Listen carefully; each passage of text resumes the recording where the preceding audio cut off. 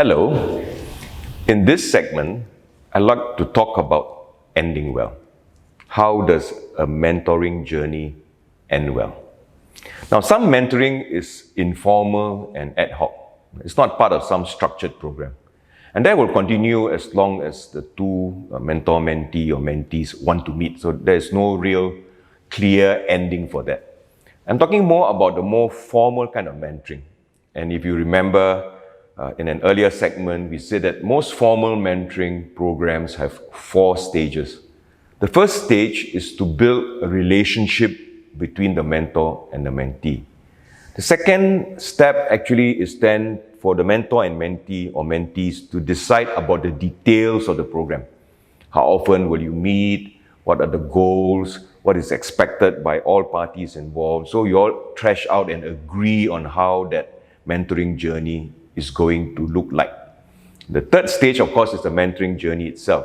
1 year, 2 years, 6 months, or whatever. That is the mentoring journey itself. And now the fourth and last stage is ending well. Now, I want to say that it is critical that both mentor and mentee or mentees know that there is a formal end to the program.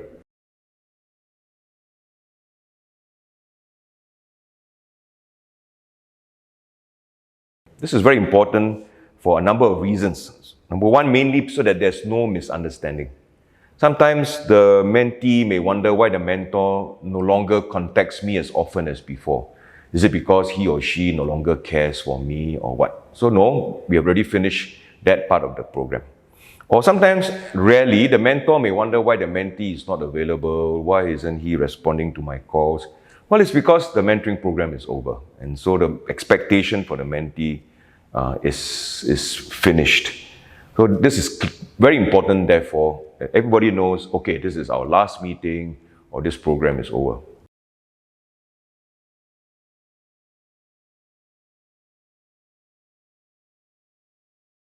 So there are various ways that we can designate the end of the program. One could be, if you are going through a book, it says, well, when we finish the last chapter, well, that's it. Or a particular date, by the end of December, this program is over. Or maybe a designated last meeting. So next week will be our last meeting, and after that, our meeting is over. But I want to underline that if the mentoring journey has been a good one, there may be an amount of grief involved, grief of losing something, a grief of no longer walking so intensely, especially if it was a good journey.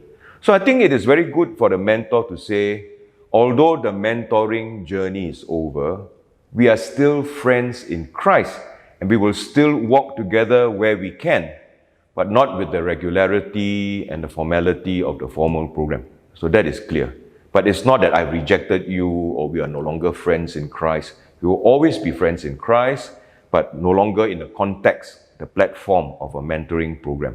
But we are now just friends in Christ. And that's important too. So please say this so that the mentee doesn't feel rejected or somehow less important to you now. So it's the program that has ended, not our friendship. No, that's something separate.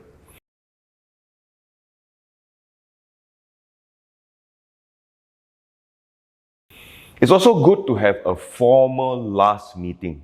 You can call it a celebratory meeting, a last meeting which is designated to look back on the mentoring journey. And there are 3 things you can do in such a last celebratory meeting. Number 1 is look back on the mentoring journey and point out the highlights. What were key things that happened that really helped to shape this journey? Well, these are the highlights. Number 2 is actually to point out the things that really went well. So we think that was really a breakthrough for us, was really something that really was meaningful to both of us, and we want to thank God for that. So point out the highlights in general, look at the things that went well. But if the relationship is secure, I think number 3, you should look at things that could have been done better. I think we could have met more often, or you could have contacted me often in between meetings or whatever, or you could have talked less or whatever. I mean, there are things that we can share about things that could have made the experience better. So that I presume the mentor will be mentoring other people. Maybe they will then improve I think we are all on a journey of growth all the time. And maybe the mentee will one day be a mentor. And by highlighting what went well and what didn't go well, it would help them too when they begin to mentor others. So we look at the highlights, we look at the things that went well, we look at the things that could have been done better. And I suspect we should have a fourth thing too, a time to rejoice and thank God. Thank God that we had this time together. We praise you, O Lord, because you are the one who gifted us with this journey together. And for the mentor, I will say it is a good time to remember that God is the primary mentor in my mentee's life, not me. God has been shaping their life long before they met me, and God will shape their life after they leave the mentoring program. So God is the primary mentor. I have been given the privilege of walking with them for a season, and that really is a gift from God. And I want to thank God that, Lord, you entrusted this life to me, and I myself have learned so much from this mentoring journey. So let's start well, let's run the program well, but let's also end well. So that will really be a good climax to every mentoring journey.